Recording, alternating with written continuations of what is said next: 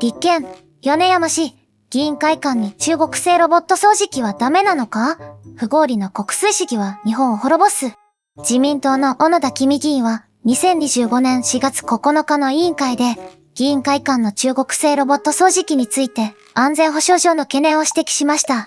これに対し、立憲民主党の米山隆一議員は同年10月10日に X で反論し、不合理の国粋主義は日本を滅ぼします。と批判しました。米山議員は、日本製品も中国部品が多く、すべて国内調達すればコストが膨大になる、と主張したのです。しかし、SNS 上では、議員会館と個人は意味が異なる、など反論する声も上がっています。それでは、ネットの反応を見てみましょう。盗聴器入ってるかもわからんだろ。考えて喋れ。ダメじゃね。スパイロボットだ。ネットワークに繋がないものならいいけど。あれカメラついてるし、物によっちゃ GPS もついてる。漏れたらいいものではない。ネットよくの難癖はここまで来てしまったのか。爆発すんだろう。こいつアホやなやっぱ。ロボット掃除機がまずいなら、まず、パソコン及び顔面周辺機器の中国製を排除しろよ。まずそこからな。小野田は米山の好物というな。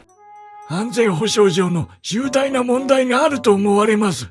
こんなの、ど素人の俺でもわかることですや。なんで中国製監視カメラ入れちゃダメなんですか？その違いがわからんのか？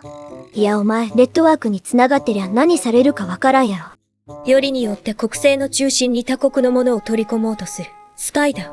支度にだけ入れてるよ。米山、お願い。セキュリティの話だからさ、リスクについて議論されてないことが問題だって言ってんでしょ。日本で売ってて観光庁が買ってるのは汽笛とか通ってるやつだろ。怪しいって思うなら、この女も議員なんだから自分で調べろよ。中国製ばかりで日本の産業ダメになってるだろ、アホすぎ。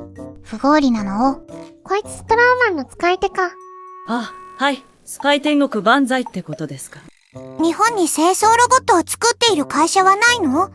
いやダメだと思うけど、ロボット掃除機とか、機能としてカメラついててもおかしくないし、それを充電ドック経由、コンセントランとか、イフイクラックで通信されるでしょ。中国製品使ったら日本滅ぶとか、まるでここの連中と同じちんけな妄想。こういうお花畑がフィッシングメールやオレオレ詐欺に引っかかるんだろうな。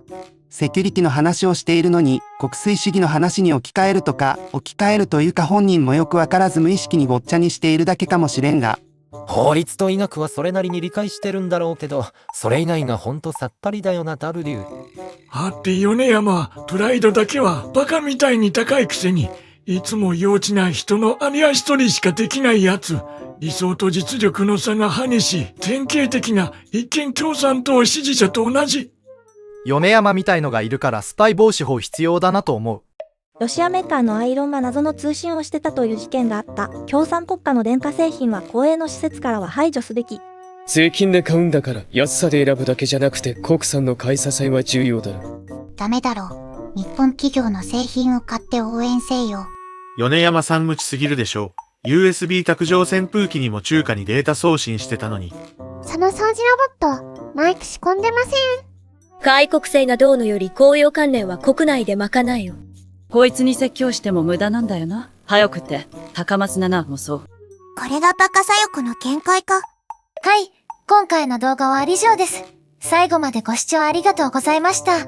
ぜひ、あなたのご意見をコメント欄で聞かせてくださいね。